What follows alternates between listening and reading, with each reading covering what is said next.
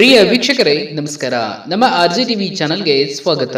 ರೈತರ ಖಾತೆಗೆ ಬರ ಪರಿಹಾರದ ಹಣ ಜಮೆಯಾಗಿದೆ. ಹೌದು, ಈ ಕೆಲಸ ಮಾಡಿದ್ರೆ ಮಾತ್ರ ನಿಮಗೆ ಬರ ಪರಿಹಾರದ ಹಣ ಜಮೆಯಾಗುತ್ತದೆ. ಹೌದು, ಯಾವ ಕೆಲಸ ಹಾಗೆ ಯಾವ ರೈತರಿಗೆ ಜಮಾ ಆಗಲಿದೆ ಎಂಬುದನ್ನ ಈ ವಿಡಿಯೋದಲ್ಲಿ ತಿಳಿದುಕೊಳ್ಳೋಣ. ಅದಕ್ಕೂ ಮುನ್ನ ನೀವು ನಮ್ಮ ಚಾನೆಲ್ ಅನ್ನ ಸಬ್ಸ್ಕ್ರೈಬ್ ಆಗಿಲ್ಲ ಅಂತಂದ್ರೆ ಈ ಕೂಡಲೇ ಸಬ್ಸ್ಕ್ರೈಬ್ ಆಗಿ, ಹಾಗೆ ಬೆಲ್ ಐಕನ್ ಕ್ಲಿಕ್ ಮಾಡಿ ಆಲ್ ಅಂತ ಸೆಲೆಕ್ಟ್ ಮಾಡಿ. ಬರ ಪರಿಹಾರದ ಹಣ ಯಾವಾಗ ಜಮಾ ಆಗುತ್ತೆ, ಎಷ್ಟು ಜನ ರೈತರಿಗೆ ಸಿಗಲಿದೆ, ಮೊದಲ ಕಂತಿನ ಬರ ಪರಿಹಾರದ ಹಣ ಯಾವಾಗ ಸಿಗಲಿದೆ ಎಂಬುದನ್ನ ಇಲ್ಲಿ ತಿಳಿದುಕೊಳ್ಳೋಣ. ರಾಜ್ಯದ ರೈತರಿಗೆ ಬರ ಪರಿಹಾರ ನೀಡುವ ಪ್ರಕ್ರಿಯೆ ಪ್ರಾರಂಭವಾಗಿದ್ದು, ಬೆಳೆ ನಷ್ಟಕ್ಕೆ ತಾತ್ಕಾಲಿಕವಾಗಿ ಪರಿಹಾರವಾಗಿ ರಾಜ್ಯ ಸರ್ಕಾರದಿಂದ 2,000 ರುಗಳನ್ನು ಒದಗಿಸಲಾಗಿದೆ. ಆಧಾರ್ ಲಿಂಕ್ ಮಾಡಿದ ನಂತರ ಪರಿಹಾರದ ಹಣ ರೈತರಿಗೆ ತಲುಪಿದೆ. ಆಧಾರ್ ಲಿಂಕ್ ಆಗದ ರೈತರ ತಕ್ಷಣ ಲಿಂಕ್ ಮಾಡಿಸಬೇಕು. ಹೌದು, ಬರಘೋಷಿತ 223 ತಾಲೂಕುಗಳ ರೈತರಿಗೆ ಮೊದಲ ಕಂತಿನಲ್ಲಿ ಗರಿಷ್ಠ 2,000 ವರೆಗೆ ಬೆಳೆ ನಷ್ಟ ಪರಿಹಾರ ಕೊಡುವುದಾಗಿ ಮುಖ್ಯಮಂತ್ರಿ ಸಿದ್ದರಾಮಯ್ಯ ಅವರು ಘೋಷಿಸಿದರು. ರೈತರಿಗೆ ಮೊದಲ ಬರ ಪರಿಹಾರ ಮುಂದಿನ ವಾರದೊಳಗೆ ವಿತರಣೆಗೆ ಕ್ರಮ ಕೈಗೊಳ್ಳಲು ಸಿಎಂ ಸಿದ್ದರಾಮಯ್ಯ ಅವರು ಸೂಚನೆ ನೀಡಿದ್ದಾರೆ.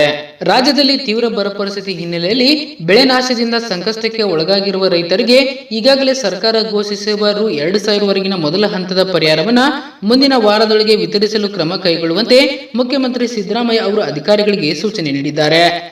ಮೊದಲನೇ ಕಂತಿನ ಬರ ಪರಿಹಾರ ಹಣ ವರ್ಗಾವಣೆ ಮಾಡಲು ರಾಜ್ಯ ಸರ್ಕಾರ ನಿರ್ಧಾರ ಕೈಗೊಂಡಿದ್ದು, ಈ ಹಣ ತುಂಬಾ ಕಡಿಮೆ ಇರುವುದರಿಂದ ರೈತರಲ್ಲಿ ನಿರಾಶೆ ಮೂಡಿಸಿದೆ. ಮೊದಲ ಕಂತಿನ ಹಣ ವರ್ಗಾವಣೆ ಬಗ್ಗೆ ಸುದೀರ್ಘ ವಿವರಣೆಯೊಂದಿಗೆ ಎಲ್ಲಾ ಮಾಹಿತಿ ಹಂಚಿಕೊಂಡಿರುವ ಸಿಎಂ ಸಿದ್ದರಾಮಯ್ಯ ಅವರು ಬರ ಪರಿಹಾರ ಬಿಡುಗಡೆ ಕುರಿತು ಕೇಂದ್ರ ಸರ್ಕಾರಕ್ಕೆ ಅನೇಕ ಬಾರಿ ಬರೆದ ಪತ್ರಗಳಿಗೆ ಇಲ್ಲಿವರೆಗೂ ಯಾವುದೇ ತರಹದ ಸ್ಪಂದನೆ ಸಿಕ್ಕಿಲ್ಲ ಹಾಗೂ ಯಾವುದೇ ಪ್ರಕ್ರಿಯೆ ತಿರುಗಿ ಬಂದಿರುವುದಿಲ್ಲ.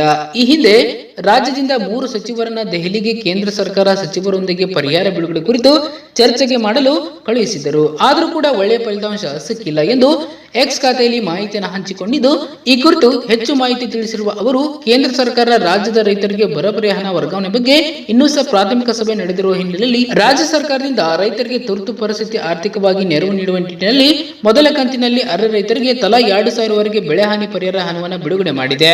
2023 ಮತ್ತು 24ನೇ ಸಾಲಿನ ರಾಜ್ಯ ವಿಪತ್ತು ಪರಿಹಾರ ನಿಧಿಯಡಿ 105 ಕೋಟಿಯನ್ನು ಬಿಡುಗಡೆ ಮಾಡಿದ್ದಾರೆ. ಮುಂದಿನ ದಿನಗಳಲ್ಲಿ ಕೇಂದ್ರ ಸರ್ಕಾರದಿಂದ ಎನ್ಡಿಆರ್ಎಫ್ ಅನುದಾನ ಬಿಡುಗಡೆ ಆದ ನಂತರ ಎಸ್ಡಿಆರ್ಎಫ್ ಮಾರ್ಗಸೂಚಿಗಳ ಪ್ರಕಾರ ಹೆಚ್ಚುವರಿ ಮೊತ್ತಕ್ಕೆ ಅರ್ಹತೆ ಇರುವ ರೈತರಿಗೆ ಹೆಚ್ಚುವರಿ ಬೆಳೆ ಹಾನಿ ಪರಿಹಾರ ಬಿಡುಗಡೆಗೊಳಿಸಲಾಗುವುದು. ಬೆಳೆ ಹಾನಿ ಪರಿಹಾರವನ್ನ ಭೂಮಿ ಸೇಲ್ ನಿರ್ವಹಿಸುತ್ತಿರುವ ಪರಿಹಾರ ತಂತ್ರಾಂಶ ಮೂಲಕ ವಿವರಣೆ ಮಾಡಲಾಗುತ್ತಿದ್ದು, ಪ್ರಸ್ತುತ ವರ್ಷ ಬರ ಘೋಷಣೆಯಾಗಿರುವ ಹಿನ್ನೆಲೆಯಲ್ಲಿ ಬಾಧಿತ ರೈತರಿಗೆ ತ್ವರಿತ ಮತ್ತು ಕ್ರಮಬದ್ಧವಾಗಿ ಬೆಳೆ ಹಾನಿ ಪರಿಹಾರವನ್ನು ವಿತರಿಸಲು 2,000 ರೂಪಾಯಿ ಇಲಾಖೆಯಿಂದ ನಿರ್ವಹಿಸಲಾಗುತ್ತಿದೆ. ಫ್ರೂಟ್ ದತ್ತಾಂಶದ ಮತ್ತು 2023ನೇ ಸಾಲಿನ ಮುಂಗಾರು ಋತುವಿನ ಬೆಳೆ ಸಮೀಕ್ಷೆ ದತ್ತಾಂಶದ ಮಾಹಿತಿಯನ್ನ ಭೂಮಿ ಸೇಲ್ ಅವರು ಈ ಆಡಳಿತ ಇಲಾಖೆಯಿಂದ ಪಡೆಯಬಹುದು.